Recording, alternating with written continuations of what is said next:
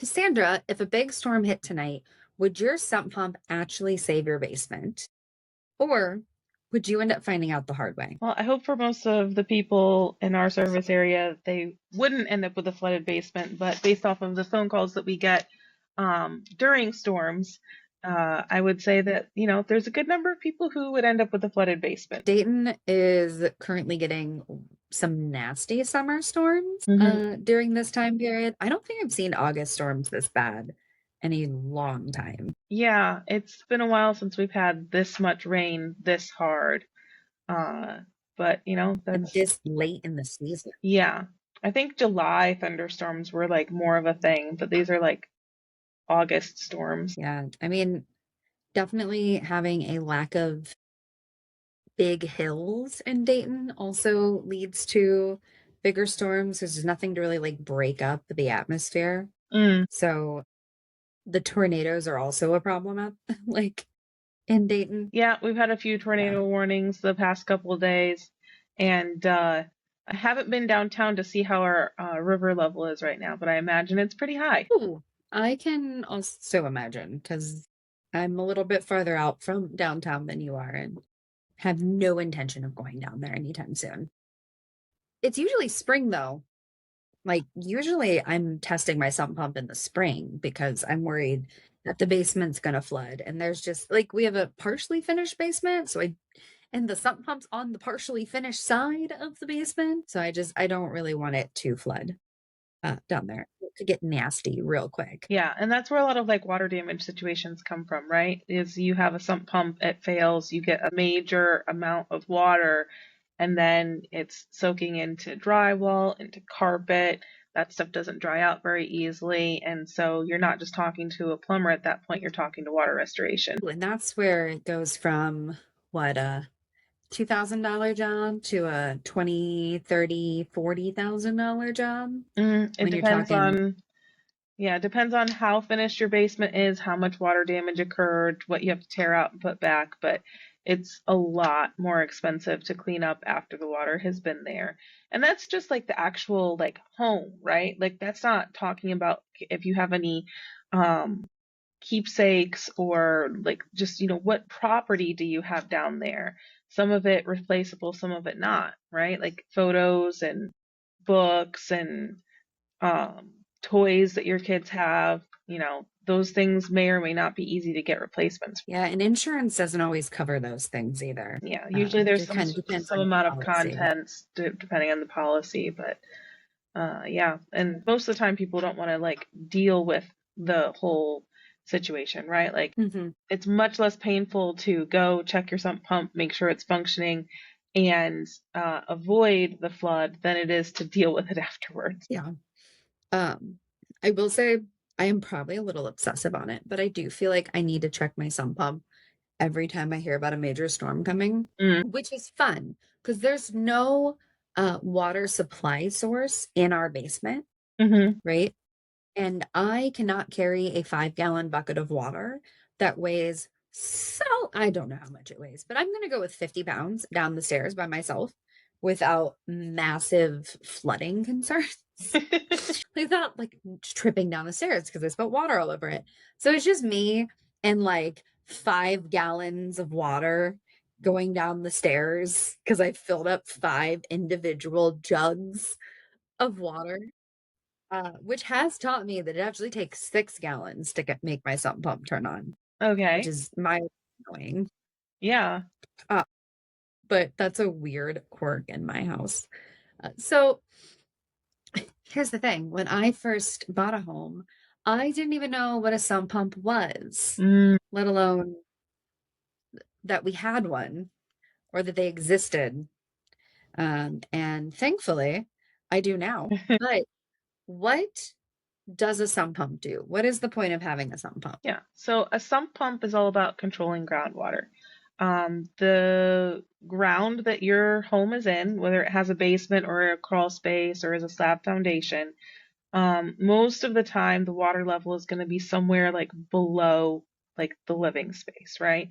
But when we have a large amount of rain, Mhm. that groundwater level is going to come up higher, and it can come up, especially for basements, but this will happen with crawl spaces and slabs too. It can come up like above the level of the living space, and then that water has nowhere to go but into your living space. So the sump pump is meant to take that groundwater and remove it from basically underneath the foundation of your home so that it stays dry inside of the home.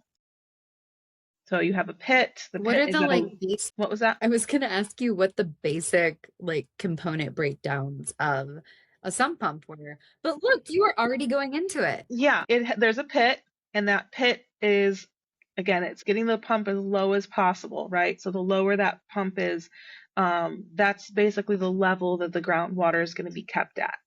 And so in the pit, you'll have the actual pump. It sits a little bit off the bottom so that it can actually like suck up the water. And Yeah. the pump itself is triggered and controlled by what we call a float switch.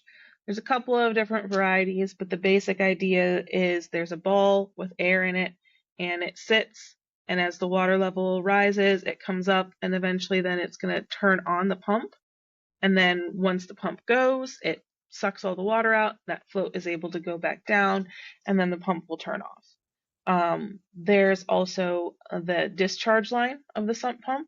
So the water has to be going somewhere. We're going to direct it out of the house sometimes, all the way like out to the curb. And the discharge line, because it's always usually going up and out, it has a check valve on it. That check valve is going to make sure that after the pump has done its job and removed all the water, you don't just have a bunch of water falling back down it. Okay. Sorry, every time you go like this, your arm disappears. I don't know if that part will end up in the podcast, but every time you go like this, your arm disappears.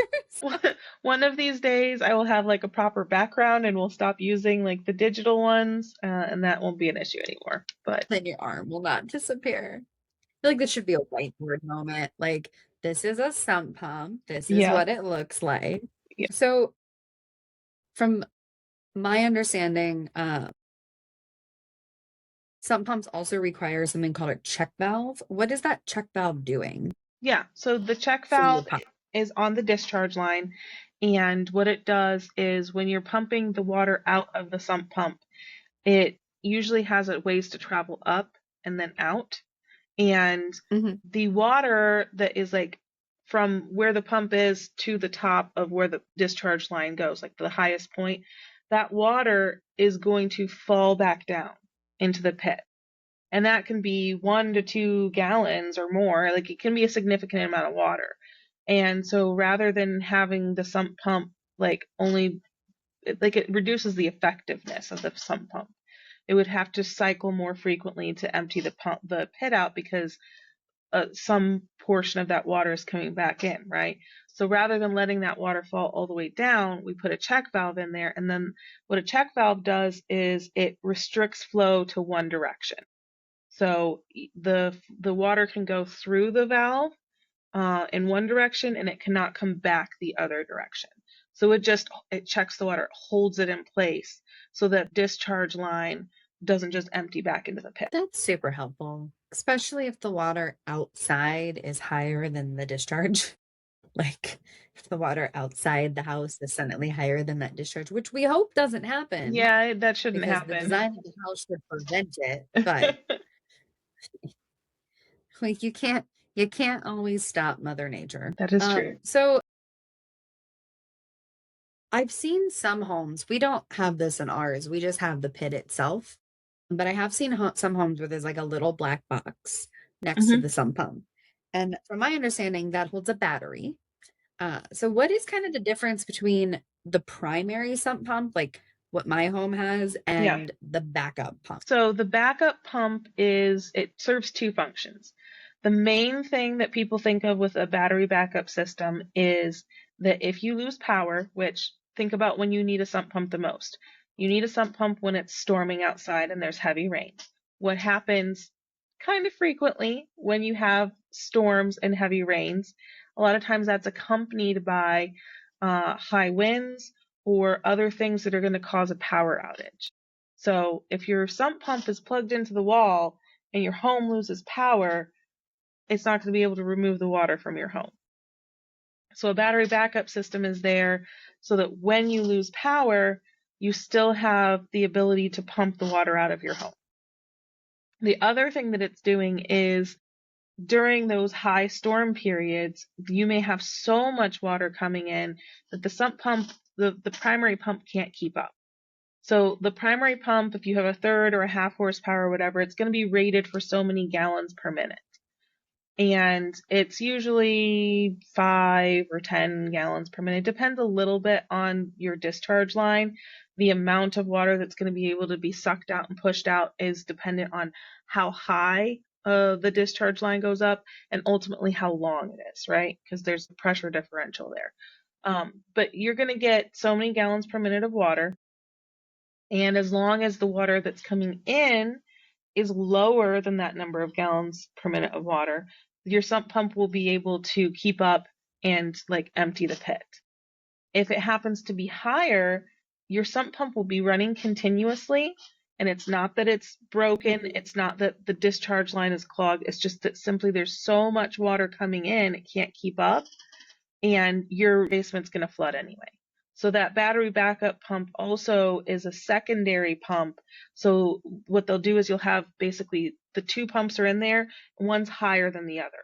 So the first one kicks on and it tries to keep up. And if the water level keeps rising, it's going to trigger the float on the second one. And then both of them are going to be operating to keep your basement dry. So the battery, wait,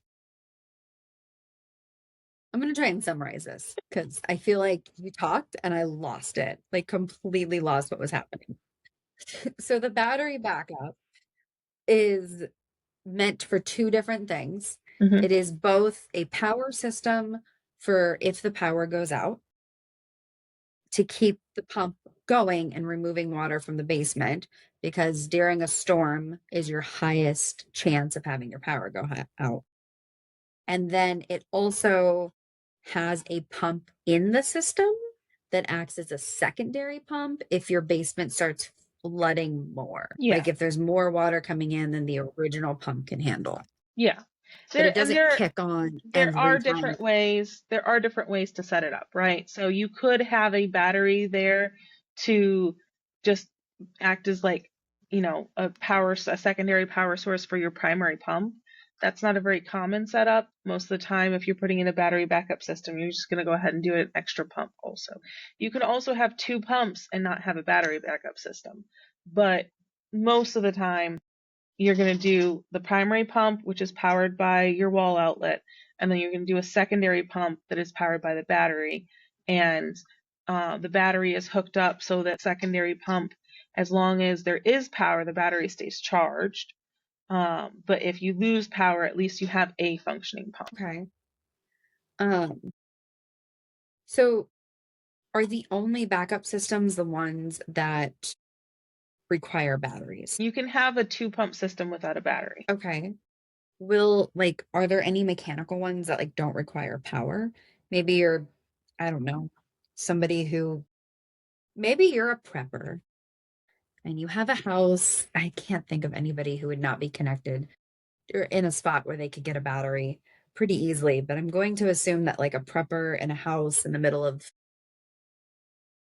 the country might not be able to get access. Is there a type of backup that doesn't run on battery power that would just run if like the water hit a certain point? Yeah. There used to be some pumps that were water powered. So as long as you were connected to something that had adequate water pressure, it could power the pump via water pressure.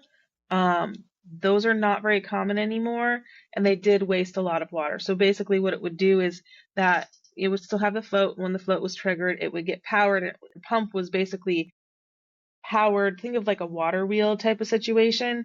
It's powered by the water pressure.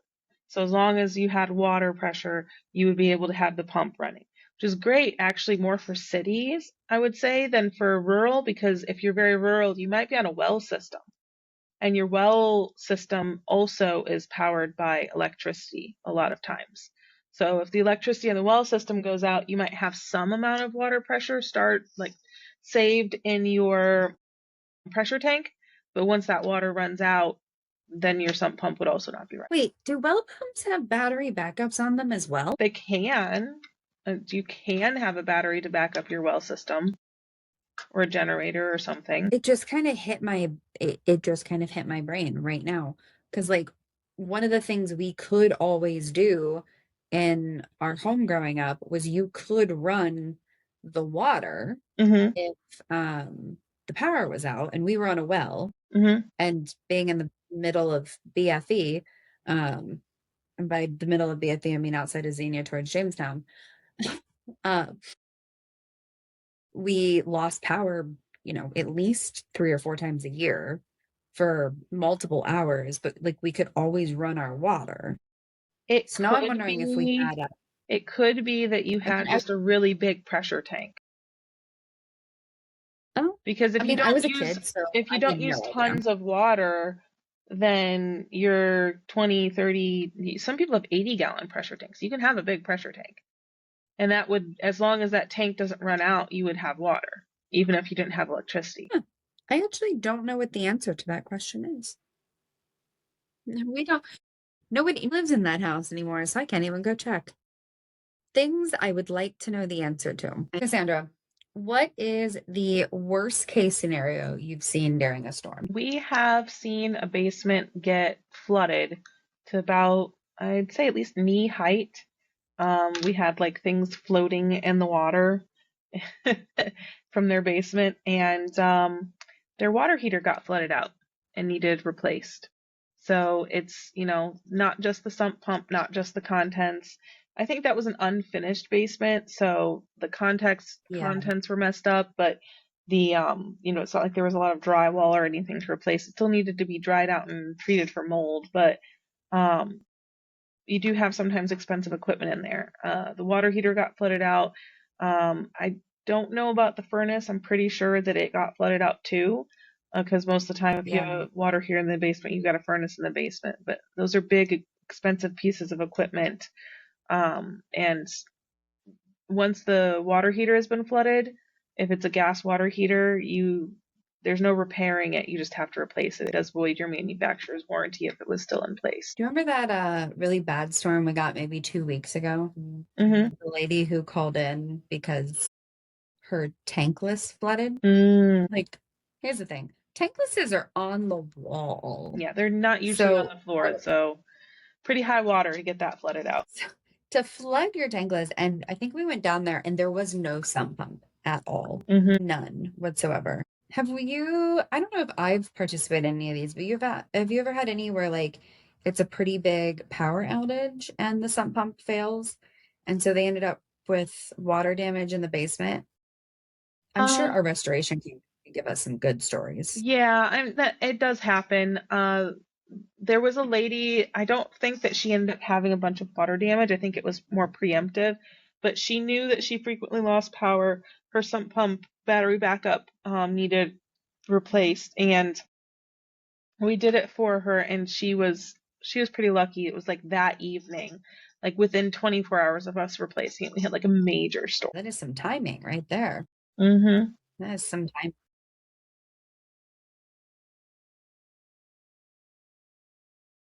So, what should somebody actually check, like right now before the storm that is currently raging on gets worse? Like, what Um, should someone actually go check right now on their sump pump? well, I mean, if you have a sump pump, just first go downstairs, see if it's running, right? Like the rain that we have right now, it's probably cycling. So go down, see if it's doing it. If it doesn't cycle and there is water in the pit, um, try playing with the float, right? Sometimes it catches on stuff. Just see if you can get it to trigger on. If not, double check that it's plugged in. We've had people call us and their sump pump has simply not been plugged in. So make sure it's plugged in. Make sure that the outlet that it's plugged into is like the breaker didn't trip, right? Just go down the chain of all the things that would keep the obvious, super easy stuff that could keep the sump pump from running. Yeah. And If you can get it to trigger, if your power's on to it, then I would go ahead and I would test it with some water, because the other thing that happens occasionally is those discharge lines, they can get clogged. And if the discharge line gets clogged, your sump pump is running, but the water has nowhere to go.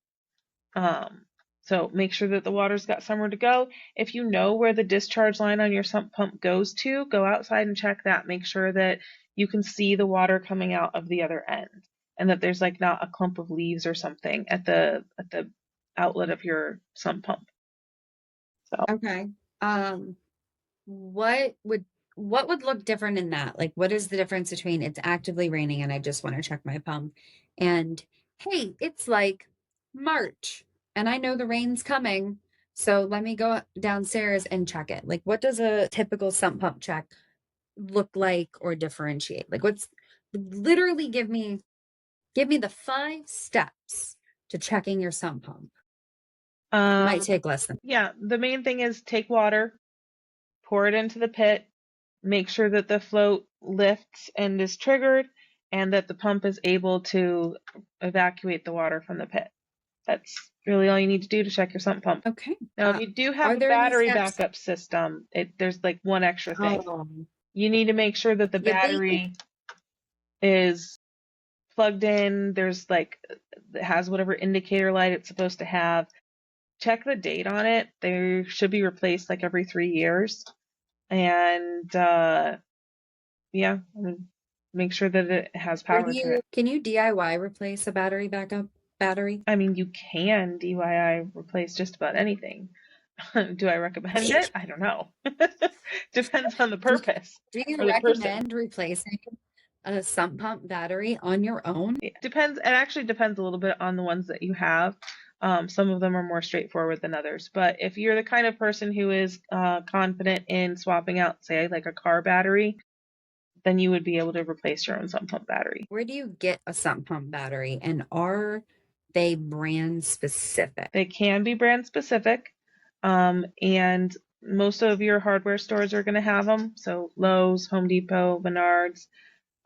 If you need something that is brand specific, I would go ahead, do an internet search, see if that brand is still being manufactured. Sometimes they're not, depending on what you have and how old it is. But you should be able to find out whether or not it's still being manufactured. Probably the best place to get it from. Okay. What are so I'm 99% certain that I have a Zoller in my house. I haven't actually picked it up out of the pit. Mm-hmm. But when I reached down, I kind of wiped the sludge off. It looked green. Mm-hmm. What is the different, like, what are the like 3 different brands that we typically would recommend to people? And which one's your favorite? Yeah.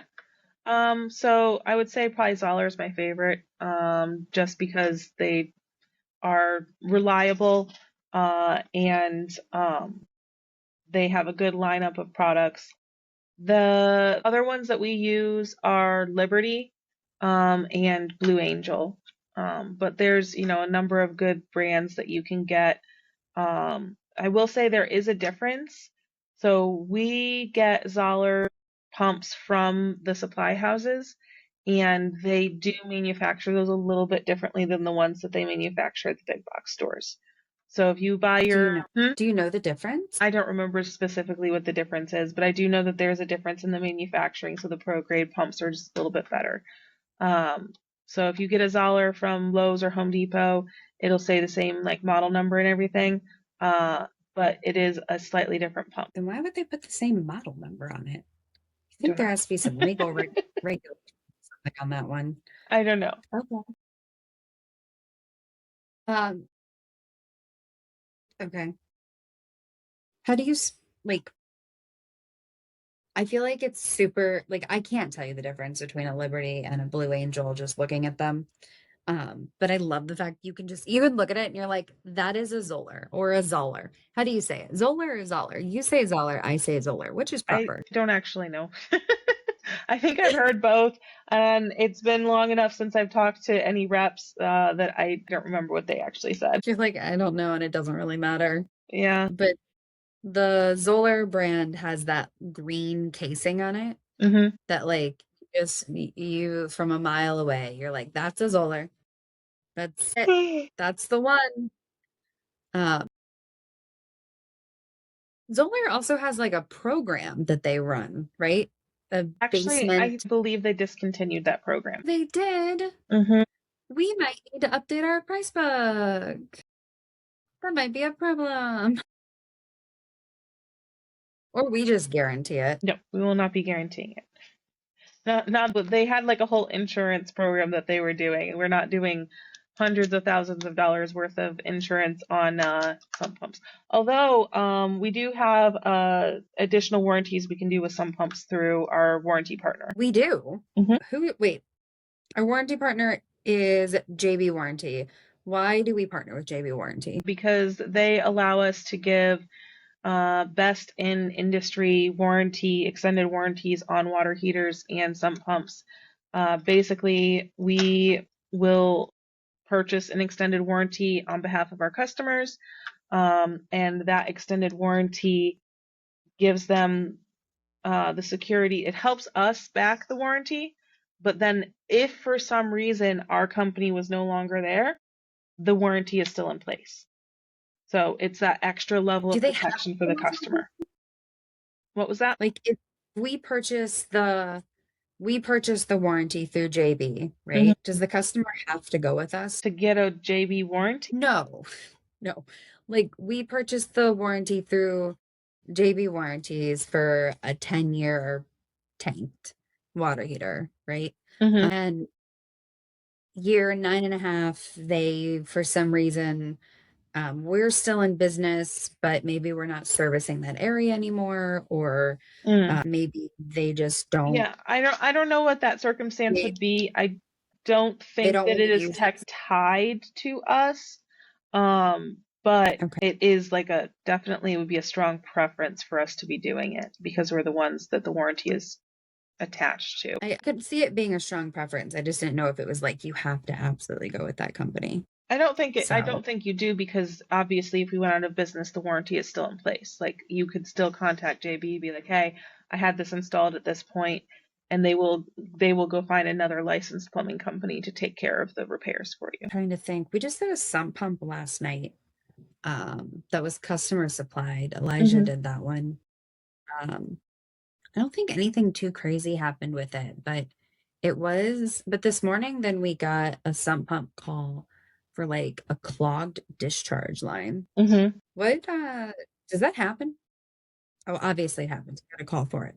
What causes clogged discharge lines? Depends on what the discharge line is made out of. So when we install them, we'll do a hard pipe all the way out, and those have a Hmm. less of a tendency to clog. But it is kind of similar to like sewer lines, right? So there's not as much organic material that is going through the line. It's usually just clean groundwater, but things can get in there. Actually, one of the because it tends to be a smaller line too. You're only doing like an inch and a half or a 2-inch discharge line, and they can be Yeah. open at the end. And so what can happen is you can have animals that crawl up inside of them and wedge themselves in. That's one way you can get a clog in a sump pump discharge line. Can you imagine if you owned a house down by a lake and it rained so hard, the lake flooded, and now And suddenly you have fish in your sump pump discharge line? yeah, yeah. That would Crazy be things happen all the time. Another thing that could our happen, guys let's, have pulled sorry. I said our guys have pulled some weird stuff out of lines, but I feel like Yes. a fish would take the cake. Yes. What is the other thing that could happen? Tell me, regale me with your stories. Let's say that there's an animal that crawls into the line, but for some reason they don't get wedged, but they decide to make a nest in there. So maybe they bring in leaves and twigs and different things, and they build a little obstruction in your line for you. These are not common things, but it's stuff that can happen, right? The other thing that can happen with discharge lines is sometimes they will use like corrugated pipe, and corrugated pipe is more prone to collapsing. It has holes in it to help let the water out and let like dissipate. But when you've got holes in the line, you can also have like water bring in like dirt. So it's more prone to having dirt in it. It's more prone to collapsing. and it's actually not as easy to clean. You have to either use a hydrojetter or honestly, you just have to replace it. So. Okay. Um, corrugated. I feel like what is the difference between hard and corrugated pipe for those of us who have not installed a sump pump discharge? So the hard pipe is going to be your white PVC. It's the same stuff that we make the underground sewer lines out of. The corrugated Okay. pipe is a thinner plastic. It is a black plastic typically. There will be holes punctured in the sides of it. Like I said, it's more for dissipating and drainage situations. And the corrugated part is, instead of being smooth wall, it has it looks like little ridges. So it's ridged all the way and it's more flexible. So you can kind of lay it down and it does, it's not straight necessarily. You can have it wiggle and weave. But Yeah. it's a different product. Well, I have a very important question for you. And it is the last question that I'm going to ask you about sump pumps. But for my own personal knowledge, if you have a whole home generator, Yes. do you still need a backup, like a battery backup? So technically, I would say that you don't need one. But my question would be, how secure do you want your basement to be from groundwater? Okay. So if you, this doesn't happen. I feel like it used to happen more when we were kids, you might have a power outage for a couple of days. I feel like that doesn't happen as often. But If it does, it's not typically it's not like the power goes out during a storm for a couple of days anymore. Yeah. I feel like if the power goes out for a couple of days, it's 1,000 degrees outside and they just have to prioritize the hospitals. And it is what. Yeah. So if you have a generator and you have the fuel for it and you know that you're going to be able to keep it running, no, you don't actually need a battery backup for your sump pump. However, Okay. if you want the best setup that you know you're never going to run out of power during a storm, have the sump pump, have the battery backup sump pump, and have the generator, and your stuff's always going to be able to run during those storms. Okay. Well, Kassandra, where can these lovely people find us? They can find us on YouTube, of course, on our website, honeygofixit.com, on Facebook, Google, pretty much all the places. Instagram, all the Instagram, places. all the places. And if you have made it to this part of the podcast, good for you. First of all, congratulations. You are one of one, or you're one of our children. And you should go subscribe. You should. You should subscribe because we have 30 subscribers. And right now, we would like to have 100 by the end of the year. And I'm not 100% sure how I'm going to do that. But as soon as I get some other stuff done, we're going to figure out how to do that. I'd like to have a Christmas special of us doing some weird plumbing work. So comment your favorite Christmas dish. This will be the most confusing video that has ever existed. I would like you to comment your favorite Christmas dish. So when people come across this, they're like, why is this a plumbing video? And there's just a comment that says figgy pudding. And I don't know what we're going to talk about next time, but we will figure that out by the next emergency call that comes through. With that, I hope you all stay sweet.